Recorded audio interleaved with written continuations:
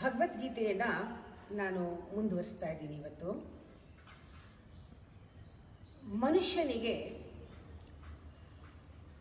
ಬುದ್ಧಿ ಇರೋದೇ ಒಂದು ಪುಣ್ಯ. ಆ ಬುದ್ಧಿಯಿಂದಲೇ ಅವನು ಭಾಗ್ಯವಂತ. ಆ ಬುದ್ಧಿ ಆತ್ಮವಸ್ತುವಿನ ಜೊತೆಗಿದ್ದರೆ, ಅಂದರೆ ಬುದ್ಧಿ ಆತ್ಮದ ಸಹವಾಸದಲ್ಲಿದ್ದರೆ, ಬುದ್ಧಿ ಒಳಮುಖವಾಗಿದ್ದರೆ, ಅಹಂಕಾರ ರಹಿತವಾಗಿದ್ದರೆ, ಆ ಬುದ್ಧಿಯಿಂದ ಅವನ ಮನಸ್ಸು ಕೂಡ ಅವನ ಹತೋಟಿಯಲ್ಲಿರುತ್ತೆ. ಇಂದ್ರಿಯಗಳು ಹತೋಟಿನಲ್ಲಿ ಅವನ ವಶದಲ್ಲಿರುತ್ತೆ. ಜೀವನ ಸುಖಮಯವಾಗಿರುತ್ತೆ. ಯಾವಾಗ ಬುದ್ಧಿ ಆತ್ಮವಸ್ತುವಿನ ಜೊತೆಗೆ ಯಾವಾಗ ಇಲ್ಲ, ಯಾವ ಬುದ್ಧಿಗೆ ತತ್ವಜ್ಞಾನ ಇಲ್ಲ, ವಿವೇಕ ಜ್ಞಾನ ಇಲ್ಲ, ಆಗ ಮನಸ್ಸು ಶಾಂತವಾಗಿರೋದಿಲ್ಲ. ಮನಸ್ಸು ಚೆನ್ನಾಗಿ ಕೆಲಸ ಮಾಡೋದಿಲ್ಲ. ಎಲ್ಲಿ ಶಾಂತಿ ಇಲ್ಲ ಅಲ್ಲಿ ಸುಖ ಇಲ್ಲ. ಈ ಒಂದು ಭ್ರಮಾಧೀನವಾದ ಮನಸ್ಸು ಎಷ್ಟು ಪ್ರಬಲವಾಗಿರುತ್ತೆ ಅಂದರೆ, ಅದಕ್ಕೆಷ್ಟು ಶಕ್ತಿ ಇರುತ್ತೆ ಅಂದರೆ, ಅದು ಇಂದ್ರಿಯಗಳಿಗೆ ಅಧೀನವಾಗಿ ಬುದ್ಧಿಗೆ ಅವಿಧೇಯವಾಗಿ ನಡ್ಕೊಳ್ಳುತ್ತೆ. ಇಂದ್ರಿಯಕ್ಕೆ ವಿಧೇಯವಾಗಿ ನಡ್ಕೊಳ್ಳುತ್ತೆ. ಇಂದ್ರಿಯ ಏನು ಹೇಳುತ್ತೋ ಮನಸ್ಸು ಕೇಳುತ್ತೆ. ಬುದ್ಧಿಗೆ ಅವಿಧೇಯವಾಗಿ ನಡ್ಕೊಂಡು ಬುದ್ಧಿ ಮಾತನ್ನು ಕೇಳೋದಿಲ್ಲ. ಅಂಥ ಮನಸ್ಸು ಪ್ರಜ್ಞೆಯನ್ನೇ ಅಪಹರಿಸಿಕೊಂಡು ಹೋಗೋ ಸಂಭವ ಇದೆ. ಮನುಷ್ಯ ಪ್ರಜ್ಞೆ ಕಳ್ಕೊಳ್ತಾನೆ. ಯಾವಾಗ ಬುದ್ಧಿಗೆ ತತ್ವದ ಭಾವ ಇಲ್ಲವೋ, ಯಾರ ಮತಿ ಭ್ರಮಣೆ ಆಗಿದೆಯೋ ಅವನು ಸುಖವಾಗಿರೋಕ್ಕೆ ಸಾಧ್ಯ ಇಲ್ಲ. ಅಂದರೆ ಮನುಷ್ಯನಿಗೆ ಪ್ರಜ್ಞೆ ಅನ್ನೋದು ಪ್ರತಿಷ್ಠಾಪಿತವಾಗಿರಬೇಕು. ಇದು ಬಹಳ ಅವಶ್ಯ. ಅಂಥ ಪ್ರತಿಷ್ಠಿತಗೊಂಡ ಪ್ರಜ್ಞೆ ಇರೋನೇ ನಿಜವಾಗ್ಲೂ ವಿವೇಕಿ, ಅವನು ಜ್ಞಾನವಂತ, ಅವನು ಜೀವನದಲ್ಲಿ ಸುಖವಾಗಿರ್ಬೋದು. ಧರ್ಮ ಅಧರ್ಮಗಳನ್ನು ನಿರ್ಣಯ ಮಾಡಬೇಕಾದ್ರೆ, ಅಥವಾ ಈ ಕೆಲಸ ಮಾಡುವಾಗ ಒಳ್ಳೆಯದು, ಇದು ಕೆಟ್ಟದ್ದು ಅನ್ನೋ ನಿರ್ಣಯ ಮಾಡಬೇಕಾದ್ರೆ ತತ್ವದ ಒಂದು ಜ್ಞಾನ ಬೇಕೇ ಬೇಕು. ತತ್ವನೇ ಧರ್ಮಕ್ಕೆ ಆಧಾರ. ಯಾವುದೋ ಒಂದು ಪೂರ್ವ ವಿಶ್ವಾಸದ ಮೇಲೆ, ಪೂರ್ವಗ್ರಹದಿಂದ, ಅಥವಾ ಯಾವುದೋ ಒಂದು ಹಿಂದಿನ ವಿಶ್ವಾಸದ ಮೇಲೆ ನಾವು ಧರ್ಮವನ್ನು ನಿರ್ಣಯ ಮಾಡೋಕ್ಕಾಗಲ್ಲ. ಇದು ಒಳ್ಳೆ ಕೆಲಸನ ಕೆಟ್ಟ ಕೆಲಸನ ಅಂತ ತೀರ್ಮಾನ ಮಾಡೋಕ್ಕಾಗ ಕೂಡ ಆಗೋದಿಲ್ಲ. ಯಾಕೆ ಅಂದರೆ ಧರ್ಮದ ತಳಪಾಯ ಯಾವುದು, ಅಡಿಪಾಯ ಅಂದರೆ ತತ್ವ. ಈಗ ತತ್ವ ಅಂದರೆ ಏನು? ತತ್ವಂ ಈಸ್ ತತ್ವ. ತತ್ವ ಅಂದರೆ ಪ್ರತಿಯೊಂದು ಪದಾರ್ಥಕ್ಕೂ ಒಂದು ಅತಿಶಯವಾದ ಒಂದು ಗುಣ ಇದೆ. ಆ ಗುಣದಿಂದ, ವಿಶೇಷ ಗುಣದಿಂದ ಆ ಪದಾರ್ಥ ಅಂತ ನಾವು ಗುರುತಿಸ್ತೀವಿ. ಆ ವಿಶೇಷವಾದ ಗುಣ ನೈಜತೆ, ಅದು ಸಹಜತೆ, ಅದು ಯಥಾರ್ಥ. ಹೀಗೆ ಯಾವುದೋ ಒಂದು ಯಥಾರ್ಥ ಇದೆ, ಅದನ್ನು ತತ್ವ ಅಂತ ಹೇಳ್ತಾರೆ. ಯಥಾರ್ಥವೇ ತತ್ವ. ಈಗ ಉದಾಹರಣೆಗೆ ನಿಮಗೆ ಕೊಡಬೇಕಾದ್ರೆ ಎರಡು ಥರ ಇದೆ. ಒಂದು ವಸ್ತು ಎರಡು ರೂಪದಲ್ಲಿ ಕಾಣುತ್ತೆ. ಒಂದು ತೋರಿಕೆ ರೂಪ, ಒಂದು ಇರುವ ರೂಪ. ಉದಾಹರಣೆಗೆ ನೆಲ ಅಂದಾಗ ಇದು ನೆಲ ಇದೆ, ಇದಕ್ಕೊಂದು ರೂಪ ಇದೆ. ತೋರಿಕೆ ರೂಪ ಬೇಕಾದಷ್ಟಿದೆ ಇದಕ್ಕೆ.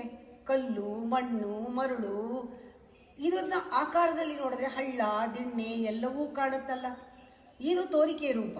ಹೀಗೆ ಒಂದು ವಸ್ತುವಿಗೆ ಎರಡು ರೂಪ ಕೂಡ ಇದೆ. ಅದರ ನೈಜ ರೂಪ ಏನಿದೆಯೋ ಅದು ಯಥಾರ್ಥ ಅಂತ ಹೇಳ್ತೀವಲ್ಲ, ಅದು ಅತಿಶಯವಾದ ಗುಣ. ಆ ಗುಣದಿಂದಲೇ ಆ ಪದಾರ್ಥ, ಅದು ಆ ಪದಾರ್ಥವಾಗಿದೆ. ಬೇರೆ ಯಾವುದೂ ಆಗಕ್ಕೆ ಸಾಧ್ಯ ಇಲ್ಲ. ಅದು ಅದೇ ಆಗಿದೆ. ತತ್ವಂ ಅಂತ ಹೇಳ್ತೀವಿ. ಒಂದು ಜಗತ್ತು ಒಂದು ವಸ್ತು, ಜೀವವು ಒಂದು ವಸ್ತು. ಈ ಜಗತ್ತು ವಸ್ತು ಆದರೆ ಆ ವಸ್ತುವಿಗೂ ಒಂದು ತತ್ವ ಇದೆ, ಜಗತ್ತಿಗೂ ಒಂದು ತತ್ವ ಇದೆ, ಜೀವಕ್ಕೂ ತತ್ವ ಇದೆ. ಆದರೆ ನಮ್ಮ ಇಂದ್ರಿಯಗಳು ಎಷ್ಟರ ಮಟ್ಟಿಗೆ ಗ್ರಹಿಸ್ತಾ ಇದೆ? ಒಂದು ಜಗತ್ತನ್ನ ಒಂದು ಸಂಪರ್ಕಿಸಬೇಕಾದ್ರೆ ಮನುಷ್ಯನಿಗೆ ದೇಹ ಬೇಕು. ಈ ದೇಹ ಅಂದ್ರೇನೆ ಇಂದ್ರಿಯಗಳ ಸಮೂಹ. ಆ ಇಂದ್ರಿಯಗಳು ಎಷ್ಟರ ಮಟ್ಟಿಗೆ ಬೇಕು ನಾವು ಉಪಯೋಗಿಸ್ತಿದ್ದೀವಿ ನೋಡ್ತಾ ಇದ್ರೆ ನಿಜವಾಗ್ಲೂ ಕೂಡ ನಮ್ಮ ಇಂದ್ರಿಯ ರೋಗಗ್ರಸ್ತವಾಗಿರುತ್ತೆ. ಅದಕ್ಕೆ ಲಿಮಿಟೇಷನ್ ಇರುತ್ತೆ. ಬಹಳ ನಾವು 100ರಲ್ಲಿ ಒಂದು 10 ಭಾಗ ನೋಡ್ಬೋದು. 10ರಲ್ಲಿ ಭ್ರಮೆಯಲ್ಲಿ ನೋಡೋದೇ ಹೆಚ್ಚು. ಅದರಲ್ಲೂ ಕೂಡ ನಾವು ನೋಡುವಂಥದ್ದು ಬಹಳ ಕಡಿಮೆ. ಆದ್ರಿಂದ ನೀವು ಜಡ್ಜ್ ಮಾಡೋಕ್ಕಾಗಲ್ಲ. ನಾನು ನೋಡಿದ್ದೆಲ್ಲ ಪೂರ್ಣ ಸತ್ಯ ಅಂತ ಹೇಳೋಕ್ಕಾಗಲ್ಲ. ಇದು ಕೇವಲ ಪ್ರತೀತಿ ಅಂತ ಹೇಳ್ತಾರೆ. ಇಂದ್ರಿಯಗಳಿಂದ ಗ್ರಹಿಸಿದ್ದು ಕೇವಲ ಪ್ರತೀತಿ. ಅದರಲ್ಲಿ ಪ್ರಮಾದಗಳಿದೆ, ಲೋಪದೋಷಗಳಿದೆ. ಯಾಕೆಂದ್ರೆ ನಮ್ಮ ಇಂದ್ರಿಯಕ್ಕೆ ಬಹಳ ಲಿಮಿಟೇಷನ್ ಇದೆ. ಬರೀ ಲಿಮಿಟೇಷನ್ ಒಂದೇ ಅಲ್ಲ, ಅದರಲ್ಲಿ ದೋಷವೂ ಇದೆ. ಅದರಲ್ಲಿ ಎಷ್ಟೋ ರೋಗಗ್ರಸ್ತವಾಗಿದೆ. ನಮ್ಮ ಕಣ್ಣು ಇರ್ಬೋದು, ಕಿವಿ ಇರ್ಬೋದು, ಶಬ್ದ ಸ್ಪರ್ಶ ರೂಪ ರಸಗಂಧಗಳು ಇಡೀ ವಿಶ್ವವನ್ನು ಗ್ರಹಿಸೋದಕ್ಕೆ ಯೋಗ್ಯವಾಗಿಲ್ಲ. ಎಷ್ಟೋ ನಮಗೆ ಗೊತ್ತಿಲ್ಲದೆ ಇರೋದೇ ಜಾಸ್ತಿ. ಅದರಿಂದ ಇಂದ್ರಿಯದಿಂದ ನಾವು ಪಡೆದಂತಹ ಜಗತ್ತಿನ ಜೀವದ ಬಗ್ಗೆ ಏನೇನು ನಾವು ತಿಳ್ಕೊಳ್ತೀವೋ, ಅನುಭವಿಸ್ತೀವೋ ಅದು ಬಹಳ ಕಡಿಮೆಯ ಜ್ಞಾನ, ಪ್ರತೀತಿ ಅಂತ ಹೇಳ್ತಾರೆ ಅದಕ್ಕೆ. ಅದು ಯಾವುದೂ ಪೂರ್ಣ ಜ್ಞಾನ ಅಲ್ಲ. ಅಂದರೆ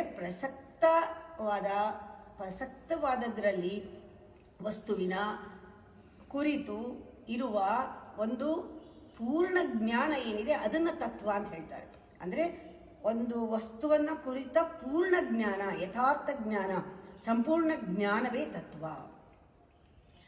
ಈಗ ಗೀತಾ ಒಂದು ಪ್ರಸಂಗದಲ್ಲಿ ನಾವು ನೋಡಬೇಕಾಗಿರೋದು ಬಹಳ ಮುಖ್ಯವಾಗಿ ಧರ್ಮ ಅಧರ್ಮ. ಧರ್ಮಾಧರ್ಮಗಳು ಏನು, ಜೀವದ ಧರ್ಮಾಧರ್ಮ ಏನು, ಜಗತ್ತಿನ ಧರ್ಮಾಧರ್ಮ ಏನು, ಜೀವಕ್ಕೂ ಜಗತ್ತಿಗೂ ಏನು ಸಂಬಂಧ ಇದೆ, ಯಾವ ರೀತಿ ಅದು ಒಂದಕ್ಕೊಂದು ಸಂಬಂಧ ಇದೆಯೇ, ಸಂಬಂಧ ಹೇಗಿದೆ, ಯಾಕಿದೆ, ಇದನ್ನೆಲ್ಲ ತಿಳ್ಕೊಳ್ಬೇಕಾದ್ರೆ ನಾವು ಈ ಜೀವದ ಸಂಪೂರ್ಣ ಸತ್ಯವನ್ನು ನೋಡಬೇಕು, ತತ್ವವನ್ನು ನೋಡಬೇಕು. ಜೀವದ ಒಂದು ತತ್ವ ಏನು, ಯಥಾರ್ಥ ಜೀವ ಅಂದರೆ ಏನು, ಪರಿಪೂರ್ಣ ಒಂದು ಸತ್ಯ ಯಾವುದು, ಜಗತ್ತು ಅಂದರೆ ಏನು, ಅದರ ಏನು ಸಂಬಂಧ, ಈ ಜಗತ್ತು ಜೀವಗಳ ಪರಿಪೂರ್ಣವಾದ ಯಥಾರ್ಥವನ್ನು ತಿಳ್ಕೊಳ್ಳೋಕ್ಕೆ, ಅಜ್ಞಾನವನ್ನು ತಿಳ್ಕೊಳ್ಳೋಕ್ಕೆ ಇದೆರಡೂ ಒಳಗೊಂಡಂತಹ ಜ್ಞಾನ ಯಾವುದೋ ಒಂದು ಇರಬೇಕು. ಆ ಜ್ಞಾನಕ್ಕೆ ಹೋದರೆ ಮಾತ್ರ ಇದೆರಡನ್ನು ತಿಳ್ಕೊಳ್ಳೋಕೆ ಸಾಧ್ಯವಾಗೋದು. ಧರ್ಮ ಮತ್ತು ಅಧರ್ಮವನ್ನು ತಿಳ್ಕೊಳ್ಳೋಕೆ ಸಾಧ್ಯ. ಜೀವದ್ದು ಜಗತ್ತಿದ್ದು ಎರಡನ್ನೂ ಕೂಡ. ಅದು ಯಾವುದು ಮಾಂಡೋಕ್ಯೋಪನಿಷತ್ನಲ್ಲಿ ಹೇಳ್ತಾರೆ, ಯಾವುದು ತಿಳಿದರೆ ಎಲ್ಲವೂ ತಿಳಿಯುತ್ತೋ, ಯಾವುದನ್ನು ತಿಳ್ಕೊಂಡಾಗ ಎಲ್ಲವೂ ನಮಗೆ ತಿಳಿಯುತ್ತೋ ಅದನ್ನು ನೀನು ತಿಳ್ಕೊಳ್ಬೇಕು ಅಂತ. ಹಾಗೆ ತಿಳ್ಕೊಳ್ಬೇಕಾದ್ರೆ ಕೊನೆಯಲ್ಲಿ ಬರೋದು ಬ್ರಹ್ಮವಸ್ತು. ಬ್ರಹ್ಮವಸ್ತುವನ್ನು ತಿಳ್ಕೊಂಡಾಗ ನಮಗೆ ಪರಿಪೂರ್ಣವಾಗಿ ಸತ್ಯದ ಒಂದು ಅಂಶ, ಜಗತ್ತು ಅಂದರೆ ಏನು, ಜೀವ ಅಂದರೆ ಏನು, ಈ ತತ್ವ ಆ ತತ್ವ ಅದರ ಯಥಾರ್ಥ ರೂಪ ಎಲ್ಲವೂ ನಮಗೆ ಆ ಬ್ರಹ್ಮವಸ್ತುವಿಂದ ತಿಳಿಯುತ್ತೆ. ಅಥವಾ ಪರಾತ್ಪರ ವಸ್ತು ಅಂತಲೂ ಇದನ್ನು ಹೇಳ್ತಾರೆ. ಪರಾತ್ಪರ ವಸ್ತು ಮತ್ತು ಅಥವಾ ಆ ಬ್ರಹ್ಮ ವಸ್ತುವನ್ನು ನಾವು ಅದನ್ನು ಸರಿಯಾಗಿ ಅಂಗೀಕರಿಸಿದರೆ, ಅದು ಯಾವ ರೀತಿ ಇದೆ ಅದರ ವಿಷಯವನ್ನು ತಿಳ್ಕೊಂಡಾಗ ನಮಗೆ ಎಲ್ಲದಕ್ಕೂ ಉತ್ತರ ಸಿಗತ್ತೆ. ಎಲ್ಲ ಸಮಂಜಸವಾದ ಉತ್ತರ ಅದರಲ್ಲೇ ಸಿಗತ್ತೆ. ಅದರಿಂದ ಇದರ ಜ್ಞಾನ, ಈ ಬ್ರಹ್ಮ ಅನ್ನೋದರ ಜ್ಞಾನ ಏನಿದೆ, ಅದರ ತಿಳುವಳಿಕೆ ಏನಿದೆ, ಅದರ ಅರಿವಿರೋದೇ ವೇದಗಳು. ವೇದಗಳಲ್ಲಿ ಈ ಬ್ರಹ್ಮನ ಸಂಪೂರ್ಣ ಅರಿವು ಜ್ಞಾನ ಇದೆ. ಇದರಲ್ಲಿ ಉದಾಹರಣೆಗೆ ಹೇಳಬೇಕಾದ್ರೆ ಸರ್ವಂ ಖಲ್ವಿದಂ ಬ್ರಹ್ಮ, ಇದು ಒಂದು ವೇದವಾಕ್ಯ. ಅಥವಾ ಸತ್ಯಂ ಜ್ಞಾನಂ ಅನಂತಂ ಬ್ರಹ್ಮ, ಇದು ಒಂದು ವೇದವಾಕ್ಯ. ಅಯಮಾತ್ಮ ಬ್ರಹ್ಮ, ಇದು ವೇದವಾಕ್ಯ. ಈ ಥರ ವಾಕ್ಯಗಳನ್ನು ಯಾರಿಗೆ ವೇದದ ವಿಶ್ವಾಸಿಗಳಿರ್ತಾರೆ ಅವರಿಗೆ ಇದು ಸ್ವತಃ ಪ್ರಮಾಣ ಅಂತ ಅವರು ಗ್ರಹಿಸಿರ್ತಾರೆ. ಇನ್ನು ಮಿಕ್ಕದವರು ಈ ಥರ ಒಂದು ವಾಕ್ಯಗಳನ್ನು ತೆಗೆದುಕೊಂಡು ಆ ವಾಕ್ಯವನ್ನು ಅಂಗೀಕರಿಸಿ, ಈ ವಾಕ್ಯದಲ್ಲಿ ಏನೋ ಇದೆ, ಇದರಲ್ಲಿ ಯಾವುದಾದ್ರೂ ತಗೋಬೋದು, ಅಹಂ ಬ್ರಹ್ಮಾಸ್ಮಿ ತಗೋಬೋದು, ಸರ್ವಂ ಕಲ್ವಿದಂ ಬ್ರಹ್ಮ ತಗೋಬೋದು, ಯಾವುದೋ ಒಂದು ಸಿದ್ಧಾಂತವನ್ನು ವೇದಾಂತಗಳು ಹೇಳಿದ ಸಿದ್ಧಾಂತವನ್ನು ತೆಗೆದುಕೊಂಡು ತಾವು ಪ್ರಯೋಗವನ್ನು ಮಾಡಿ ಅವರು ಪರಿಪೂರ್ಣ ಸತ್ಯವನ್ನು ನೋಡಿದ್ದು ಉಂಟು. ಅದನ್ನು ಹೈಪಾಥಿಸಿಸ್ ಅಂತ ಇಂಗ್ಲೀಷ್ನಲ್ಲಿ ಹೇಳ್ತಾರೆ. ಇದನ್ನು ಹೈಪಾಥಿಸಿಸ್ ಅಂದರೆ ಅರ್ಥಾತ್ ಪತ್ತ ಪ್ರಜ್ಞೆ, ಅಥಾ ಪ್ರತಿ ಪ್ರಜ್ಞೆ, ಅಥಾ ಪ್ರತಿ ಪ್ರಜ್ಞೆ ಅಂತ ಹೇಳ್ತಾರೆ. It's a big great hypothesis ಅನ್ನಕ್ಕೆ ಮಹಾ ಅರ್ಥ ಪತ್ತಿ ಪ್ರಜ್ಞೆ ಅಂತ ಹೇಳ್ತಾರೆ. ಈ ಥರ ನಾವು ವಿಶ್ಲೇಷಣೆ ಮಾಡಿ ಇದರಿಂದ ತಿಳ್ಕೊಳ್ಬೋದು. ಈ ತತ್ವದ ಒಂದು ಆಧಾರ ಇಲ್ಲದೆ ಇದ್ದರೆ, ಈ ಬ್ರಹ್ಮ ಜ್ಞಾನ ಇಲ್ಲದೆ ಇದ್ದರೆ ಈ ವೇದಾಂತ ಹೇಳುವಂತಹ ವೇದ ಹೇಳುವಂತಹ ಆ ಸಿದ್ಧಾಂತಗಳನ್ನು ನಾವು ಅಂಗೀಕರಿಸದೇ ಇದ್ದರೆ ನಾವು ಧರ್ಮವನ್ನು ನಿಶ್ಚಯ ಮಾಡೋದಕ್ಕಾಗಲಿ, ನಿರ್ಣಯ ಮಾಡೋದಕ್ಕಾಗಲಿ, ಒಳ್ಳೆ ಕೆಲಸ ಅಥವಾ ಕೆಟ್ಟ ಕೆಲಸ ಅಂತ ತೀರ್ಮಾನಕ್ಕೆ ಬರೋದಾಗಲಿ ನಮ್ಮ ಒಂದು ಪೂರ್ವ ವಿಶ್ವಾಸದಿಂದ ಇದು ಸಾಧ್ಯವಾಗೋದೇ ಇಲ್ಲ. ಅದರಿಂದ ನಾವು ತಿಳ್ಕೊಳ್ಬೇಕು, ಇದು ವೇದಾಂತಗಳು ಬ್ರಹ್ಮನ ವಿಷಯವಾಗಿ ಯಾವ ರೀತಿ ಹೇಳಿದೆ ಅಂತ. ಬ್ರಹ್ಮನ ವಿಷಯವಾಗಿ ಯಾವ ರೀತಿ ಹೇಳಿದೆ, ಒಂದು ವಾಕ್ಯಗಳಲ್ಲಿ ಹೇಳಿದೆ. ವೇದಾಂತದಲ್ಲಿ ಬ್ರಹ್ಮನ ವಿಷಯವನ್ನ ವಾಕ್ಯಗಳಲ್ಲಿ ಹೇಳಿದೆ. ಆ ವಾಕ್ಯವನ್ನ ಅಂಗೀಕರಿಸಿದಾಗ ನಮಗೆ ಎಷ್ಟೋ ಪುಣ್ಯ ಪಾಪ ಅಥವಾ ಕರ್ಮ ಎಲ್ಲದರ ಯಾವ್ಯಾವುದು ನಿಮಗೆ ಎಲ್ಲ ಏನೇನು ಬೇಕೋ ಎಲ್ಲ ಅರ್ಥಗಳು ಅದರಲ್ಲಿ ಒಳಗೊಂಡಿದೆ.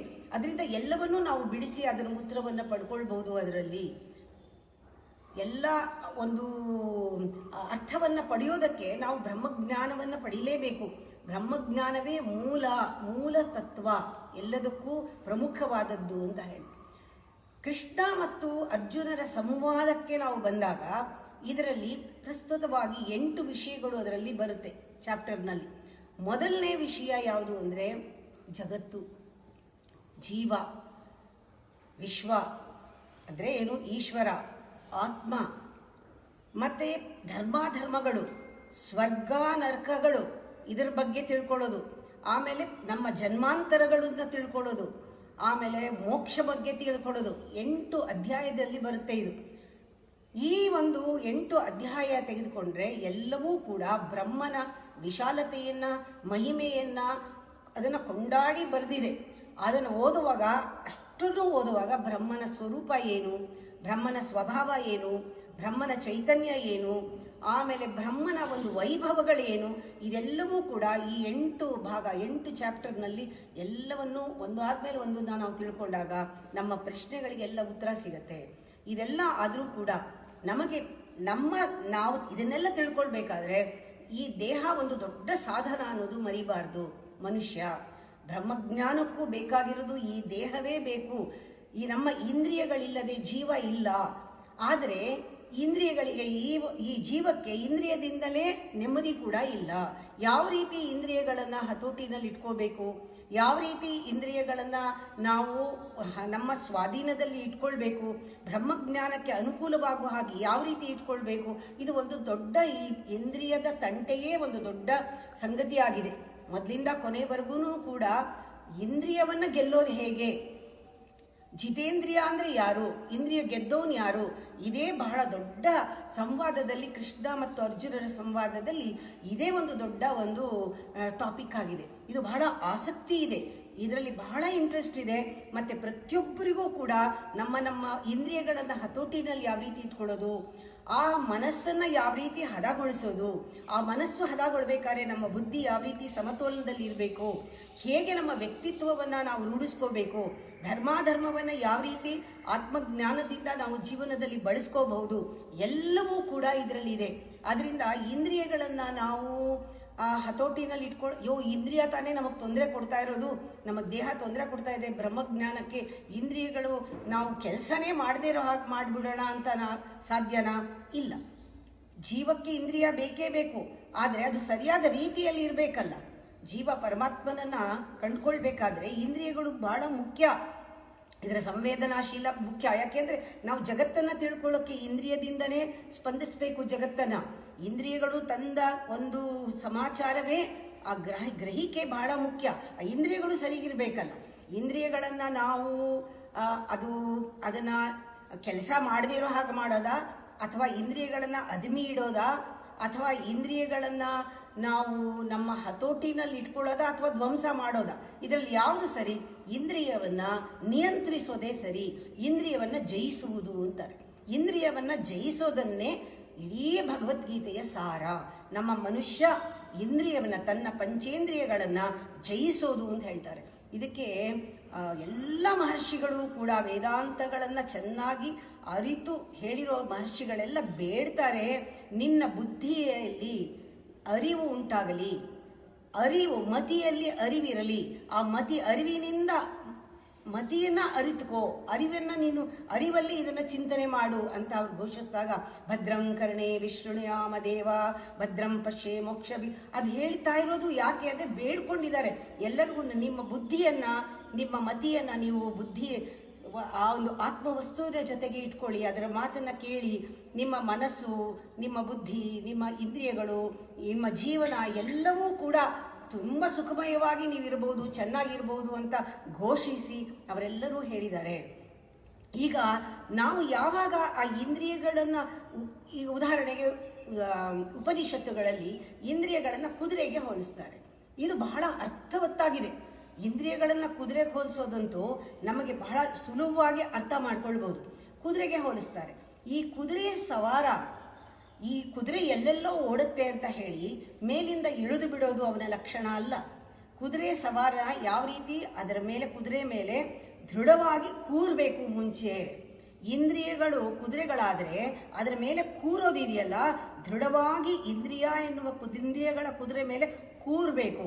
ಬರೀ ಕೂತ್ರೆ ಮಾತ್ರ ಅಲ್ಲ, ಅವನಿಗೆ ತಾನು ಎಲ್ಲಿಗೆ ಹೋಗ್ತೀನಿ, ತನ್ನ ದಿಕ್ಕೇನು, ತಾನು ಎಲ್ಲಿಗೆ ತಲುಪಬೇಕು ಜೀವನದಲ್ಲಿ ಅನ್ನೋದು ಅವನಿಗೆ ಗೊತ್ತಿರಬೇಕು. ಅಷ್ಟು ವಿವೇಕ ಇರಬೇಕು. ಆಮೇಲೆ ಆ ಕುದುರೆಯನ್ನ ಅವನು ತನಗೆ ಬೇಕಾದ ಹಾಗೆ ಬಳಸ್ಕೋಬೇಕು, ಪಳಗಿಸ್ಬೇಕು. ಲಗಾಮು ಅಂತ ಹೇಳ್ತಾರೆ, ಅದೊಂದು ಆ ಕಡಿವಾಣವನ್ನ ಯಾವ ರೀತಿ ಉಪಯೋಗಿಸ್ಬೇಕು ಕುದುರೆಗೆ ಅನ್ನೋದು ಕೂಡ ಅವನಿಗೆ ಗೊತ್ತಿರಬೇಕು. ಆ ಇಂದ್ರಿಯವನ್ನ ಜಯಿಸೋದಕ್ಕೆ ಅವನು ಹೊರಟಾಗ ಅವನು ಜಿತೇಂದ್ರಿಯ ಅಂತ ಹೇಳ್ತಾರೆ. ಜಿತೇಂದ್ರಿಯ ಮೃತೇಂದ್ರಿಯನಲ್ಲ.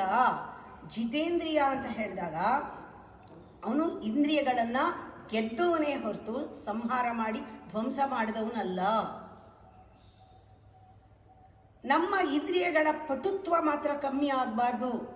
ಇಂದ್ರಿಯಗಳು ಆಕ್ಟಿವ್ ಆಗಿರಬೇಕು, ಆದರೆ ದುಷ್ಟತನಕ್ಕೆ ಹೋಗಬಾರ್ದು. ಇಂದ್ರಿಯಗಳು ಯಾವಾಗಲೂ ಕೂಡ ಆಕ್ಟಿವ್ ಆಗಿರಬೇಕು, ರಿಫೈನ್ ಆಗಿರಬೇಕು, ಅಲರ್ಟ್ ಆಗಿರಬೇಕು, ಸೆನ್ಸಿಟಿವ್ ಆಗಿರಬೇಕು. ಆದರೆ ಅದು ದುಷ್ಟತನ ಮಾಡಬಾರ್ದು. ಅದನ್ನ ಹೇಳ್ತಾರೆ, ಇದು ಗತೇಂದ್ರಿಯರಿಗೆ ಪುಣ್ಯ ಎಲ್ಲುಂಟು ಅಂದ್ರೆ ಅರ್ಥ. ಮೂಕ ಆಗಿರೋನು ನಾನು ಮೌನಿ ಆಗ್ತೀನಿ ಅಂದ್ರೆ ಏನರ್ಥ ಇದೆ ಅದರೊಳಗೆ? ಮೂಕ ಮೌನಿ ಆಗ್ತೀನಿ ಅಂದ್ರೆ, ಅಥವಾ ದರಿದ್ರನು ನಾನು ವಿರಕ್ತಿ ಆಗ್ತೀನಿ ಅಂದ್ರೆ ಏನರ್ಥ ಇದೆ ಅಲ್ವಾ? ಹಲ್ಲಿ ಇಲ್ಲದೆ ಇರೋವನಿಗೆ ನಾನು ಏನು ಇದೆಲ್ಲ ಬಿಟ್ಬಿಟ್ಟಿದ್ದೀನಿ, ತಿನ್ನಲ್ದಿಲ್ಲ, ಚಕ್ಲಿ ಬಿಟ್ಬಿಟ್ಟಿದ್ದೀನಿ, ಅದು ಬಿಟ್ಬಿಟ್ಟಿದ್ದೀನಿ ಅಂತ. ಅವನಿಗೆ ಹಲ್ಲಿ ಇಲ್ಲ, ಅವನು ಪಥ್ಯ ಮಾಡೋದ್ರಲ್ಲಿ ಏನಿದೆ? ದೊಡ್ಡಸ್ಗೆ ಇಲ್ಲ ಅದರಲ್ಲಿ. ಹಾಗೆ ನಾವು ನೋಡಿದಾಗ ದುರ್ಬಲನಾದವನು, ನಿಶಕ್ತನಾದವನು ಅವನು ಒಂದು ಸಾಧುವಾಗಿರ್ತೀನಿ ನಾನು ಅನ್ನೋದ್ರಲ್ಲಿ ಏನು ಅತಿಶಯ ಇಲ್ಲ. ನಮಗೆ ಬಲ ಇರಬೇಕು, ಬಲವನ್ನ ಬೆಳೆಸ್ಕೋಬೇಕು. ಆದರೆ ಬಲವನ್ನ ಪ್ರಯೋಗ ಮಾಡಬೇಕಾದ್ರೆ ನಾವು ಎಲ್ಲಿ ಪ್ರಯೋಗ ಮಾಡಬೇಕೋ ಅಲ್ಲಿ ಪ್ರಯೋಗ ಮಾಡಿದ್ರೆ ಮಾತ್ರ ಇದನ್ನ ನಾವು ವಿವೇಕ ಅಂತೀವಿ. ಇದನ್ನ ಸಹನೆ ಕೂಡ ಅಲ್ಲಿ ಮುಖ್ಯ, ಬಹಳ ಮುಖ್ಯ. ಬಲ ಇರಬೇಕು, ಉಪಯೋಗಿಸಬಾರ್ದು, ಅದು ಸಹನೆ. ನಮಗೆ ಅಧಿಕಾರ ಇರಬೇಕು, ನಮ್ಮಲ್ಲಿ ಆ ಒಂದು ದಂಡಿಸುವ ಸಾಮರ್ಥ್ಯ ಇರಬೇಕು, ಆದರೆ ದಂಡಿಸಬಾರದು. ಅದು ನಿಜವಾದ ನಮಗೆ ಇರುವಂತಹ ಒಂದು ಒಳ್ಳೆಯ ಲಕ್ಷಣ, ಕ್ಷಮೆಯ ಲಕ್ಷಣ. ಅದು ನಮ್ಮಲ್ಲಿ ಇರಬೇಕು. ಆದರೆ ಅದನ್ನು ಯಾವ ರೀತಿ ಬಳಸಬೇಕು ಅನ್ನೋದು ಆ ವಿವೇಕ ಅಂತೂ ಮನುಷ್ಯನಿಗೆ ಬೇಕೇ ಬೇಕು. ಇಂದ್ರಿಯಗಳು ಇರಬೇಕು, ಪಟುತ್ವ ಇರಬೇಕು ಇಂದ್ರಿಯಗಳು. ಆದರೆ ಅದು ದುಷ್ಟತನ ಮಾಡದೇ ಇರೋದೇ ಸದ್ಗುಣ ಅಲ್ವೇ? ಅಂದ್ರೆ ಇದೆಲ್ಲವೂ ಕೂಡ ನಾನು ಮೌನವಾಗಿರ್ತೀನಿ ಅನ್ನೋನು ಮೂಕ. ಹಾಗೆ ಹೇಳಿದ್ರೆ ಇದೆಲ್ಲ ನಿರಪರಾಧಿತ್ವ ಅಂತ ಹೇಳ್ತಾರೆ. ಈ ನಿರಪರಾಧಿತ್ವವೆಲ್ಲ ನಿಜವಾಗ್ಲೂ ವಾಸ್ತವವಾಗಿ ಗುಣಗಳಲ್ಲ. ಇದೆಲ್ಲವೂ ಕೂಡ ಒಂದು ಗುಣಲೋಪಗಳು ಅಂತಲೇ ಹೇಳ್ತಾರೆ. ಇವೆಲ್ಲ ಒಳ್ಳೆಯ ಥರ ಕಾಡತ್ತೆ. ಇವನೇನಪ್ಪ ತುಂಬ ಒಳ್ಳೆಯವನು ಅಂತ, ಇವನು ವಿರಕ್ತಿ ಬಂದಿದೆ ಅಂತ, ಅವನು ದರಿದ್ರ, ಇವನು ವಿರಕ್ತಿ, ಅವನು ಮಾತಾಡಕ್ ಬರಲ್ಲ, ಅದರಿಂದ ಅವನು ಮೌನವಾಗಿದ್ದಾನೆ, ಅವನೇನು ವಿವೇಕಿ ಅಲ್ಲ. ಇದು ನಿರಪರಾಧತ್ವ ಅಂತ ಕಾಣಿಸುತ್ತಲ್ಲ. ಈ ನಿರಪರಾಧತ್ವ ಅನ್ನೋದು ವಾಸ್ತವವಾಗಿ ಗುಣವೇ ಅಲ್ಲ, ಇದು ಗುಣಲೋಪ ಅಂತಲೇ ತಿಳ್ಕೋಬೇಕು. ನಮ್ಮ ಇಂದ್ರಿಯಗಳನ್ನ, ಎಲ್ಲ ವಸ್ತುಗಳನ್ನ ಎಂಜಾಯ್ ಮಾಡೋದು ಅಂತ ಹೇಳ್ತೀವಲ್ಲ, ಅದನ್ನ ಸೌಂದರ್ಯ ಉಪಾಸನೆ ಅಂತ. ಆ ಸೌಂದರ್ಯವನ್ನು ಉಪಾಸಿಸಬೇಕು. ಆದರೆ ಆ ಸಂವೇದನಾಶೀಲತೆ ಏನಿದೆ ಇಂದ್ರಿಯಗಳಲ್ಲಿ, ಸೂಕ್ಷ್ಮವಾಗಿ ಸಂವೇದಿಸುವ ಶಕ್ತಿ, ಅದಕ್ಕೆ ಅವನು ಸಿಕ್ಕಾಕೊಳ್ಬಾರ್ದು. ಅದಕ್ಕೆ ಅವನು ತಾನು ವಶವಾಗಬಾರ್ದು. ಅದನ್ನು ವಶಪಡಿಸಿಕೊಂಡಿರಬೇಕು. ಅವನ ಹತೋಟಿನಲ್ಲಿ ಇಂದ್ರಿಯಗಳು ಇರಬೇಕು. ಅದಕ್ಕೆ ಒಂದು ಉದಾಹರಣೆಯನ್ನು ಎಲ್ಲರೂ ಕೊಡ್ತಾರೆ. ಒಬ್ಬ ಮಿಠಾಯಿ ಅಂಗಡಿಯವನು, ಅವನಿಗೆ ಗೊತ್ತಿರಬೇಕು ಮಿಠಾಯಿ ಯಾವ ಥರ ಎಷ್ಟು ರುಚಿಯಾಗಿ ಮಾಡಿದ್ರೆ ಜನಗಳು ಆ ಬಂದು ಮಿಠಾಯಿನ ತಿಂತಾರೆ ಅನ್ನೋದು ಪರಿಜ್ಞಾನ ಅವನಿಗಿರ್ಬೇಕು. ಇದೊಂದು ಉದಾಹರಣೆ ನಾ ಹೇಳ್ತಾ ಇರೋದು. ಇದು ತಿಂತಾರೆ ಅವರು ಅನ್ನೋದಿರ್ಬೇಕು. ಅದರಲ್ಲಿ ಅವನಿಗೆ ಮಿಠಾಯಿಯ ಒಂದು ಪ್ರವೀಣತೆ ಇರಬೇಕೇ ಹೊರತು ಮಿಠಾಯಿಯ ಒಂದು ಅದಕ್ಕೆ ಪರವಶನಾಗಿ ಇರಬಾರ್ದು, ಅಂದರೆ ಮೋಹಿಸ್ಕೊಳ್ಬಾರ್ದು. ತಾನು ಮಾಡಿದ ಮಿಠಾಯಿಯನ್ನು ತಾನೇ ಮೋಹಕ್ಕೆ ಒಳಪಟ್ಟರೆ ಅವನು ತಿಂದರೆ ವ್ಯಾಪಾರ ಆಗೋದೇನಿದೆ, ಆದರೆ ಪರವಶನಾಗಬಾರ್ದು, ಪ್ರವೀಣನಾಗಿರಬೇಕು ಅಂತಾರೆ. ಮಿಠಾಯಿಯನ್ನು ಮಾಡೋದ್ರಲ್ಲಿ ಪ್ರವೀಣನಾಗಿರಬೇಕು, ಆದರೆ ಅದಕ್ಕೆ ಅವನು ಪರವಶನಾಗಿ ಅದನ್ನು ತಿನ್ನಬೇಕು ಅನ್ನೋ ಆಸೆ ಅವನಿಗಿರಬಾರ್ದು. ಅದು ಜಿಫ್ಯೆಗೆ ಒಂದು ಪಟುತ್ವ, ಅದನ್ನು ಸಂಪಾದಿಸಬೇಕು. ಇದೇ ಉದಾಹರಣೆ ಎಲ್ಲ ಇಂದ್ರಿಯ ನೀತಿಗೂ ಬರುತ್ತೆ. ಇಂದ್ರಿಯಗಳು ಬಹಳ ಮುಖ್ಯ ನಮಗೆ, ಯಾಕೆಂದರೆ ಜಗತ್ತನ್ನು ಅರ್ಥ ಮಾಡ್ಕೊಳ್ಳೋಕ್ಕೆ, ಪ್ರಪಂಚನ ತಿಳ್ಕೊಳ್ಳೋಕ್ಕೆ, ವಸ್ತು ವಿಷಯ ವಿಚಾರಗಳನ್ನು ಗ್ರಹಿಸೋಕ್ಕೆ ಇಂದ್ರಿಯಗಳು ಬೇಕೇ ಬೇಕು. ಆ ಇಂದ್ರಿಯಗಳು ಯಾವ ರೀತಿ ಇರಬೇಕು? ಸಂವೇದನಾಶೀಲತೆ ಬೇಕು, ಆದರೆ ಸೂಕ್ಷ್ಮತೆ ಇರಬೇಕು. ಅದರಲ್ಲಿ ಎಷ್ಟು ಬೇಕೋ ಅಷ್ಟನ್ನು ತೆಗೆದುಕೊಂಡು ಬೇಡದೇ ಇರೋದನ್ನು ಬಿಡೋದು, ಮತ್ತು ಅದನ್ನು ತನ್ನ ವಶದಲ್ಲಿ ಇಟ್ಕೊಳ್ಳೋದು. ಯಾಕೆಂದರೆ ಇದು ಜಾಸ್ತಿ ಇಂದ್ರಿಯಗಳು ನೋಡೋದಕ್ಕೆ ಹಾಗೆ ಕಾಣಿಸುತ್ತೆ, ಇಂದ್ರಿಯದಲ್ಲಿ ಏನಿದೆ, ಮನಸ್ಸನ್ನು ಹದ್ಬಸ್ತಲ್ಲಿ ಇಟ್ಕೋಬೇಕು ಅಂತ. ಆದರೆ ಇಂದ್ರಿಯಗಳು ನಮಗೆ ಆ ವಸ್ತುವನ್ನು ಪರಿಚಯ ಮಾಡಿ ಮನಸ್ಸನ್ನು ಅಲ್ಲಿಗೆ ಹೋಗಿ ಸಂಬಂಧ ಕಲ್ಪಿಸಿ, ಯಾವಾಗ ಮನಸ್ಸು ಅದರಲ್ಲಿ ಲೀನವಾಗುತ್ತೆ ಇಂದ್ರಿಯಗಳು ಬಹಳ ಪ್ರಬಲವಾಗಿ ಕೆಲಸ ಮಾಡುತ್ತೆ. ಅದು ಅಭ್ಯಾಸವಾಗಿ ಅದು ಅಡಿಕ್ಷನ್ ಆಗಿಬಿಡುತ್ತೆ. ಕೊನೆಯಲ್ಲಿ ವ್ಯಕ್ತಿತ್ವವೇ ನಾಶ ಮಾಡಿಬಿಡುತ್ತೆ. ಯಾಕೆಂದರೆ ಮನಸ್ಸನ್ನು ಕದಡೋದು ಇಂದ್ರಿಯ. ಪ್ರಾರಂಭದಲ್ಲಿ ಮನಸ್ಸಿಗೆ ರುಚಿ ತೋರಿಸುತ್ತೆ, ಕದಡತ್ತೆ, ಆಮೇಲೆ ಅದನ್ನು ಚದುರಿಸುತ್ತೆ, ಆಮೇಲೆ ಮನಸ್ಸನ್ನು ಅಪಹರಿಸುತ್ತೆ. ಆ ಮನಸ್ಸು ಯಾವಾಗ ಇಂದ್ರಿಯ ಅಪಹರಿಸ್ಬಿಡುತ್ತೋ ಆಗ ನಾವು ಪ್ರಜ್ಞೆಯನ್ನು ಕಳ್ಕೊಳ್ತೀವಿ. ಮನಸ್ಸು ಪ್ರಜ್ಞೆಯನ್ನು ಅಪಹರಿಸುತ್ತೆ. ಇಂದ್ರಿಯ ಮತ್ತು ಮನಸ್ಸು ಎರಡೂ ಹೊರಮುಖವಾದಾಗ ನಾವು ಕಂಪ್ಲೀಟ್ ಜಗತ್ತಿನ ಮೇಲೆ ಕಂಟ್ರೋಲೇ ಕಳ್ಕೊಂಡು ಬಿಡ್ತೀವಿ. ಜಗತ್ತು ಮತ್ತು ಜೀವ ಎರಡಕ್ಕೂ ಸಂಬಂಧ ಬರಬೇಕಾದ್ರೆ ನಾವು ಜಗತ್ತನ್ನು ಅರ್ಥ ಮಾಡ್ಕೊಳ್ಳೋಕ್ಕೆ, ಜೀವವನ್ನು ಅರ್ಥ ಮಾಡ್ಕೊಳ್ಳೋಕ್ಕೆ, ನಮ್ಮ ದೇಹದ ಜೊತೆಗೆ ಅಂಟ್ಕೊಂಡಿರೋ ಈ ಸೂಕ್ಷ್ಮ ಶರೀರವಾದ ಮನಸ್ಸನ್ನು ಎರಡನ್ನೂ ಕೂಡ ಅರ್ಥ ಮಾಡ್ಕೊಳ್ಳೋದನ್ನು ಬಹಳ ಚೆನ್ನಾಗಿ 8 ಅಧ್ಯಾಯದಲ್ಲಿ ವಿವರಿಸಿದ್ದಾರೆ. ಅದರಲ್ಲಿ ಬ್ರಹ್ಮನ ಸ್ವರೂಪ, ಬ್ರಹ್ಮನ ಸ್ವಭಾವ, ಬ್ರಹ್ಮನ ವೈಭವ, ಬ್ರಹ್ಮನ ಒಂದು ಚೈತನ್ಯ ಶಕ್ತಿ, ಬ್ರಹ್ಮ ಚೈತನ್ಯ ಶಕ್ತಿ, ಇದನ್ನೆಲ್ಲವನ್ನೂ ಕೂಡ ನಾವು ತಿಳ್ಕೊಳ್ಳೋದಕ್ಕೆ ನಾವು 8 ಚಾಪ್ಟರ್ನ ಒಂದೊಂದು ಸ್ವಲ್ಪನೇ ಅದರಲ್ಲಿರೋ ಅಂಥ ರಸವನ್ನು ತಿಳ್ಕೊಳ್ತಾ ಹೋದರೆ ನಮ್ಮ ಇಂದ್ರಿಯಗಳನ್ನು ಯಾವ ರೀತಿ ನಾವು ಹದ್ದುಬಸ್ತಲ್ಲಿ ಇಟ್ಕೊಳ್ಬಹುದು ಅನ್ನೋದು ಗೊತ್ತಾಗತ್ತೆ. ಇದು ಭಗವದ್ಗೀತೆಯ ಒಂದು ಭಾಗ. ನಾಳೆ ಮುಂದುವರಿಸ್ತೀವಿ.